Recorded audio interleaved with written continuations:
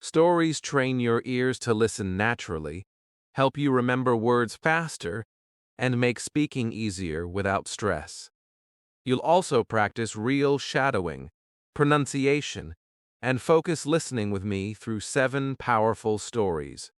So watch till the end, because this lesson will show you how to learn English the smart, natural, and fun way. Chapter 1. The Magic of Learning with Stories. When I first started learning English, I felt lost. I memorized long lists of words. I studied grammar rules. I filled notebooks with exercises. But when it came time to speak or listen, everything disappeared from my mind. It was like I had words, but no life in them. Then one day, I found something different. Stories. Short, simple English stories that made me forget I was even learning. I started to feel English, not just read it. Stories have a secret power. They don't just teach you words. They make you see them, feel them, remember them. When you listen to a story, your brain connects words with emotions, pictures, and ideas. That's why children learn so fast, because they learn from stories, not from grammar books. When you learn through stories, English becomes natural.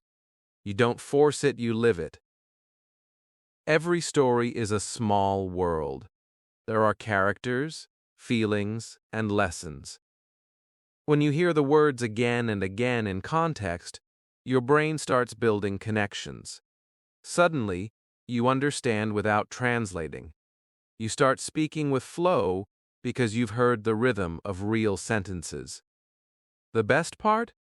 You don't even realize how much you're learning.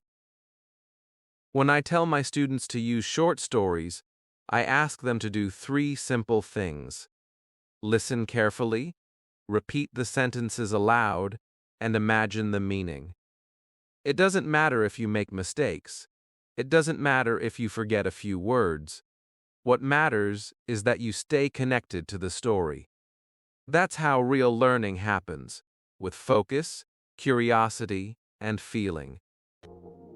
Let me give you an example. If you hear the boy was tired but he didn't give up, your brain isn't just hearing English. It's feeling determination.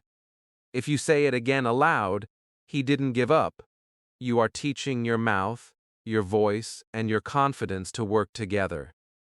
That's the magic of repetition inside a story. It's not boring. It's alive. Now, when you listen to stories in English, I want you to do something simple but powerful. When you hear a short sentence, say it again softly. Match the rhythm. Feel the sound. That's called shadowing. It's how great speakers train their ears and tongues. Do it with emotion, as if you are the character. If you hear "I am brave," say it proudly. If you hear "I am tired," say it slowly. The more real you make it, the more fluent you become. You don't need long novels or complicated stories. Start small, short moral tales, classic children's fables, even modern mini-stories written in simple English. They are gold for beginners. Each story teaches you structure, pronunciation, and emotion all at once. So from today, promise yourself this: you won't just study English. You'll experience it. You'll live each story like it's happening to you. You'll listen deeply, repeat with meaning, and let English grow inside you naturally, because every story is a teacher. Every character is your friend, and every sentence you repeat is one step closer to fluency. Chapter 2. The Honest Woodcutter. It was a quiet afternoon near a deep forest. A man was working hard cutting wood beside a river. He was poor but content, earning just enough to feed his family. His hands were rough, his clothes were old, but his heart was pure. As he swung his axe again and again, sweat ran down his face. Then, suddenly, the axe slipped from his hand and fell into the river. He looked down in shock. The river was deep and fast. His only tool, the one thing he needed to survive, was gone. For a moment, he stood still. His heart sank. Without that axe, he couldn't earn money. He couldn't cut wood. He couldn't bring food home. He sat on a rock and whispered, "What will I do now?" But instead of complaining, he simply looked at the water with sadness. Then something strange happened. The surface of the river began to shine. A bright light appeared, and from it came an angel holding a golden axe. The angel spoke kindly. "Is this your axe?"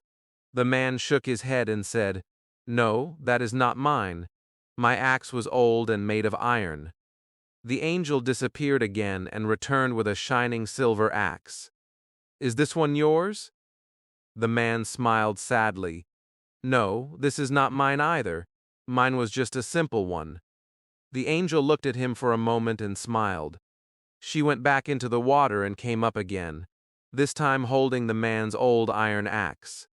"Is this your axe?" The man's face lit up. "Yes, that's mine. Thank you." The angel looked at him with admiration. "You are an honest man," she said. "You could have taken the golden or silver one, but you chose truth. Take all three. You deserve them." The man could hardly believe it. He bowed his head with gratitude and took the axes. When he returned to his village, people were amazed. They asked how he got the golden axe. He told the truth about what had happened. Some greedy men heard his story and decided to copy him. One of them went to the same river, threw his axe into the water on purpose, and waited. The angel appeared again with a golden axe and asked, "Is this your axe?" The man quickly said, "Yes, yes, that's mine." But the angel frowned and said, "You are not honest." The angel vanished, taking even his old axe with her. The man went home empty-handed. This story isn't just about honesty. It's about who you are when no one is watching. Every time you speak truthfully in English, even when it's hard, you are training not just your language but your character. Say this sentence aloud: "I am honest." Feel how clear it sounds. Say it again: "I speak with truth." When you practice these sentences, don't just repeat words, live them. That's the beauty of stories. They don't just teach you grammar, they remind you what kind of person you want to be. Honesty builds trust, and trust builds confidence. When you speak English with truth, you sound real, strong, and human. So today, learn this small story deeply. Repeat the key words: honest, river, axe, truth, reward. Say them slowly and clearly. You can even shadow the sentences, repeat them softly right after hearing them. The more you feel the meaning, the stronger your English becomes. Because, just like the honest woodcutter, you'll find your reward too. Not gold, not silver, but the power to express yourself with truth and confidence. Chapter 3: The Lion and the Mouse. A great lion was sleeping under a tree on a hot day.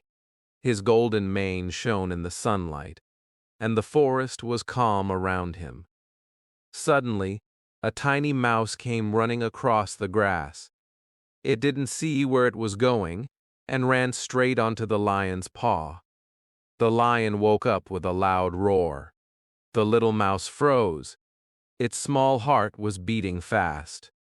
The lion lifted his paw and trapped the mouse under it. "Who dares to wake me?" he growled, his deep voice shaking the air. The mouse trembled and said, "I'm sorry, mighty lion. It was a mistake. Please forgive me. Let me go, and one day I will help you." The lion looked at the mouse and started laughing. You? Help me.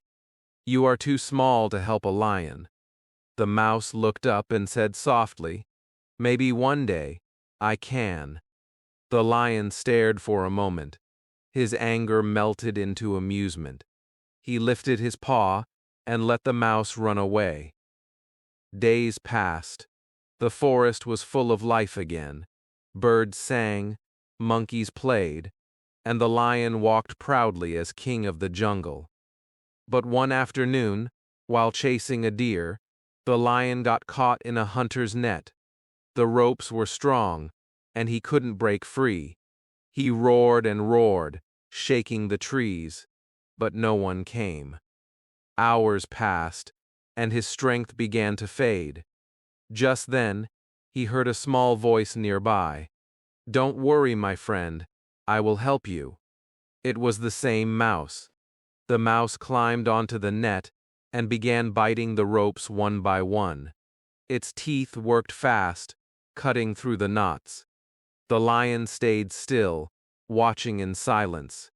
After some time, the net fell apart, and the lion was free. The lion stood up, amazed. You saved my life, he said. The mouse smiled and replied, I told you, one day I would help you. The lion bowed his head and said, Thank you, little friend. I'll never forget this. This small story carries a big message. No one is too small to help another. True strength isn't in size, it's in kindness. Many learners feel like the mouse when they start speaking English, small, unsure, and afraid. But just like the mouse, you can grow stronger with every word you speak. Even small steps matter. Each sentence you repeat builds courage inside you. Try saying this out loud. I can learn. I can help. I am not small. Feel the meaning behind every word. When you repeat these sentences, you aren't just practicing English, you're shaping your mindset. That's what stories do. They help you learn language through feeling, not fear. Now let's use this story for practice. Focus on rhythm and emotion. Say, Please forgive me. Then say, I told you, one day I would help you. Listen to how your voice changes with each line. The story teaches you how to express emotion, how to sound kind, brave, or thankful. These are real skills you'll use in every conversation. So, remember the lesson from the lion and the mouse. Be kind, be brave, and never think you're too small to improve. English fluency grows like friendship, through trust, practice, and patience. Chapter 4. The Thirsty Crow. It was a hot summer day, the sun was burning bright in the sky, and the air felt heavy and still. A crow was flying from one tree to another, searching for water. His throat was dry, and his wings felt tired. He looked around, but every pond had dried up, and every pot he found was empty. The more he flew, the weaker he became. But still, he didn't stop. He kept going, because giving up would mean dying of thirst. After a long time, he saw a small clay pot in a garden. His heart filled with hope. He flew down quickly and looked inside. There was some water, but it was at the bottom. The crow tried to reach it with his beak, but it was too deep. He pushed the pot, but it didn't move. For a moment, he stood silently beside it, feeling helpless. Then, suddenly, an idea came to his mind. He looked around and saw small stones on the ground. He picked up one stone and dropped it into the pot. The water moved up a little. He picked another stone and dropped it in again. Then another, and another. The water slowly began to rise. The crow became more excited. His wings trembled with energy again. He kept picking up stones, one after another, without stopping. Finally, the water reached the top. The crow drank it happily and felt alive again. He looked up at the sky as if to say, "Thank you," and flew away stronger than before. This story is simple, but it carries a lesson that can change the way you learn English. Like the crow, many learners feel tired when progress seems slow. They study for days, and yet speaking feels difficult. They think, maybe English is not for me. But remember, just like the crow, you don't need luck. You need persistence and creativity. One small stone at a time, and you will fill your pot of fluency. Each new word you learn is like one stone. Every sentence you repeat is another. Every video you listen to is one more step. It may feel slow, but every effort counts. Say these sentences out loud. I will keep going. I am learning. I will not give up. These are not just words, they are your promise to yourself. When you practice English, think like the crow. Don't fly away when things feel hard. Think, what can I do differently? Maybe listen to easier stories. Maybe repeat after the speaker. Maybe speak to yourself when no one is around. Each small idea brings you closer to your goal. Now let's use this story to improve pronunciation and rhythm. Say, the crow was thirsty. Then say, he didn't give up. Notice how your voice changes. You sound more confident when you believe what you say. This is the power of stories. They connect words with emotion. When you feel the meaning, you remember it. The crow's victory wasn't big, but it was real. He didn't find water by chance, he made it happen. And you can too. Even if your English feels limited now, your effort will raise your level, slowly but surely. Just like the water in the pot, your progress will rise one drop at a time. So keep flying, keep trying, keep believing that your hard work will bring results. You are not too late, not too weak, and not too far behind.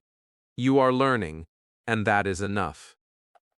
Chapter 5: The Boy Who Cried. There once was a young shepherd who looked after a flock of sheep on a small hill near his village. Every morning, he took the sheep out to the green fields, and every evening, he brought them back home. It was a quiet and simple life, but to the boy, it felt boring. He wanted something exciting to happen, something that would make the villagers notice him. One afternoon, while sitting alone and watching the sheep eat grass, a mischievous thought came into his mind. He stood up, ran toward the village, and shouted loudly, "Wolf! A wolf is attacking my sheep! Help me!"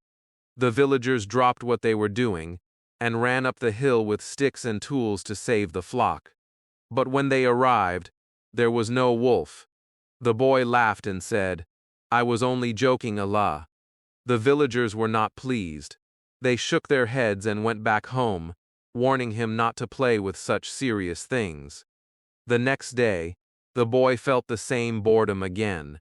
He looked around, smiled to himself, and repeated the trick. He shouted even louder this time, "Wolf! Please help! The wolf is here, Allah!" The villagers once again came running. They were sweating and out of breath, but when they reached the top of the hill, they found the sheep safe and sound. The boy laughed again. "You all believed me again," he said proudly. The villagers were angry this time. They told him, "No one will trust you if you keep lying." A few days later, while the sun was setting and the sky was turning red, the boy suddenly saw something moving near the forest. His smile disappeared.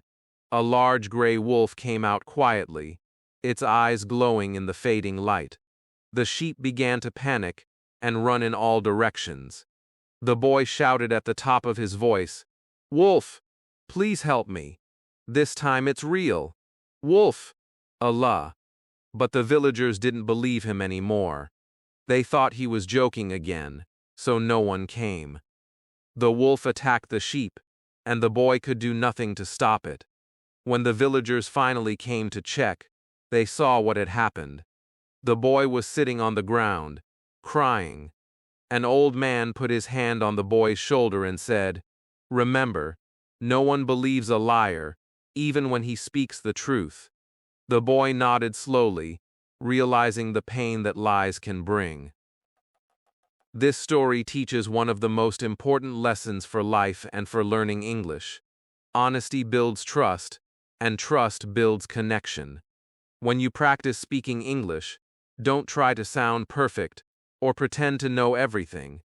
Speak honestly, speak simply, and people will understand you. Say these lines aloud. I speak truthfully. I want to learn. I will not give up. Feel the meaning in your voice. Every time you repeat words with truth, your confidence grows.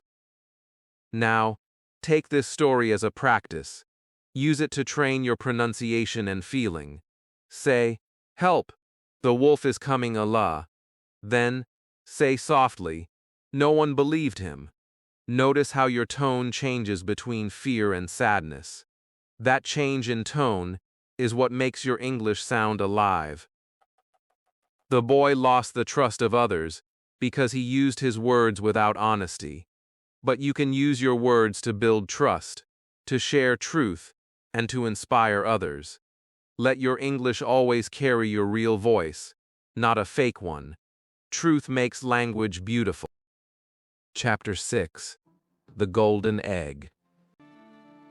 A poor farmer once lived with his wife in a small village. They worked hard every day, from sunrise to sunset, trying to earn enough to survive. Their clothes were simple, their meals were plain, and their house was made of mud and wood.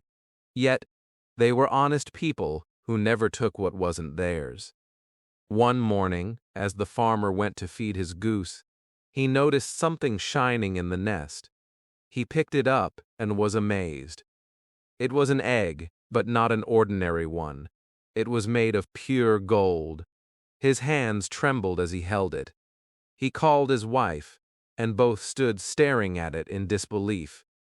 They checked again and again to see if it was real. It was heavy and bright.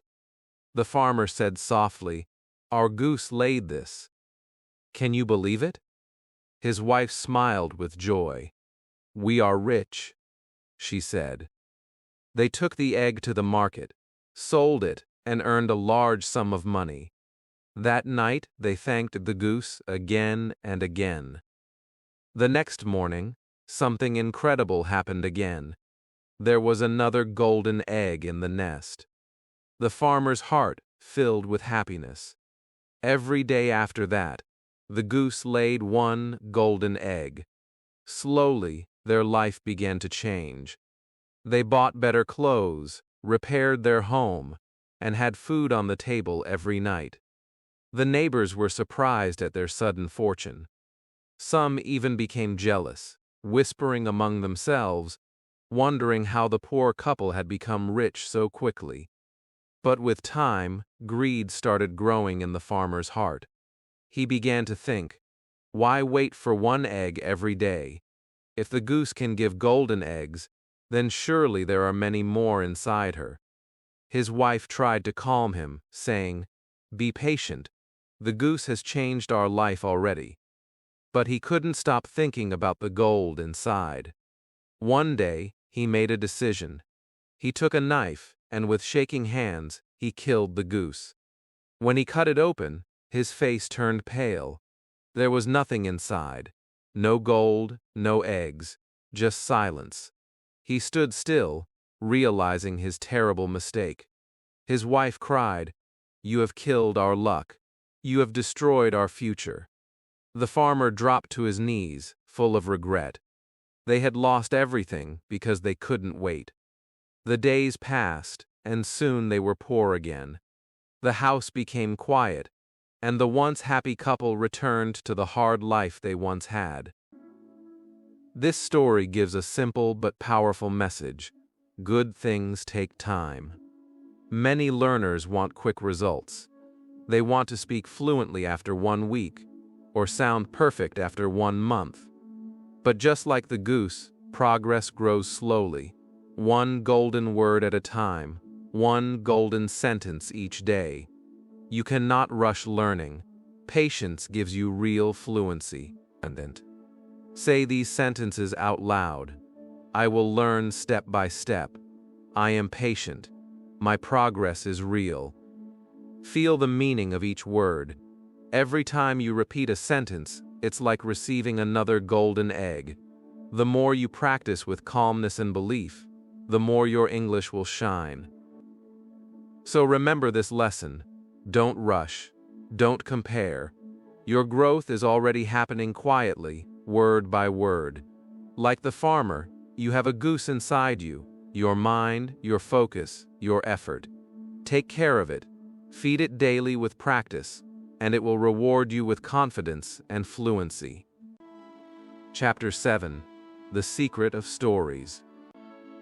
There is something special about stories that no textbook or grammar rule can ever give you. A story stays in your heart. You may forget a rule, but you never forget how a story made you feel. You remember the sound of words, the tone of voices, and the emotions behind them. That is the real secret of learning English through stories. Every story you listen to teaches more than vocabulary. It teaches you how to think, feel, and express yourself in English. Think about all the stories you've heard so far. The honest woodcutter taught truth. The lion and the mouse showed kindness. The thirsty crow reminded you to stay clever. The boy who cried wolf warned about trust. And the golden egg whispered patience. Each one was short, simple, but full of life lessons. Every time you listened, repeated, and imagined, your brain started connecting emotions with words. That is how natural language grows inside you. When you learn through stories, you don't just study, you live the words. You remember honest not as a word, but as the feeling of being truthful. You understand help not from a dictionary, but from the mouse saving the lion. These connections make English stick in your memory longer and make you speak with meaning instead of memorizing. Now, think of yourself as a character inside these stories. You are the learner who started small, like the mouse. You are the crow who didn't give up. You are the farmer who learned patience. You are becoming fluent, one sentence at a time. That is why stories work. They put you inside English. To make this powerful, you must practice with intention. Listen carefully to each story again. Repeat after the speaker. When you hear, truth always wins, say it aloud clearly. When you hear, never give up, say it with strength. Let your mouth move, let your ears listen, and let your mind feel the meaning. That is how fluency begins. Not from grammar books, but from connection. Every learner who stays with stories becomes confident. At first, they may hesitate. They might think, I understand but can't speak. Then, after a few stories, they start repeating small parts. Soon, they speak full sentences naturally. It happens because stories show real-life rhythm, how words rise and fall, how emotions shape the voice. You don't learn just to talk, you learn to communicate. Now, try a small activity. Think of your favorite story from what you've learned. Summarize it in 2 or 3 lines in English. Use simple words. For example, a boy lost his axe but stayed honest. He got gold as a reward. That's already speaking practice. You are using the language that your brain remembers emotionally. The secret of stories is not about listening once, it's about living them again and again. When you repeat them, your fluency becomes natural. When you tell them to someone else, you own the language. You start thinking in English without effort. That is why every great teacher says, if you want to learn a language, learn its stories. So, keep listening, keep repeating, keep feeling. Every story you learn adds a new part to your English soul. You are not just learning words, you are growing as a storyteller, as a thinker, as a confident speaker of a new language. And now, as we finish this journey of 7 stories, ask yourself one question. Which story taught you the most about yourself? Tell me in the comments below. Your answer might inspire another learner today.